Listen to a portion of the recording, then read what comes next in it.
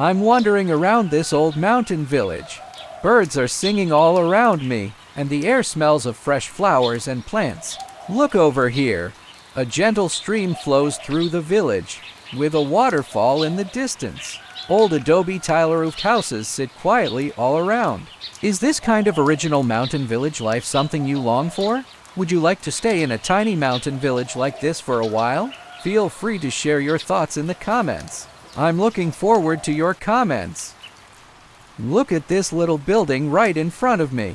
Its walls are rammed from loess, weathered by hundreds of years of wind and rain.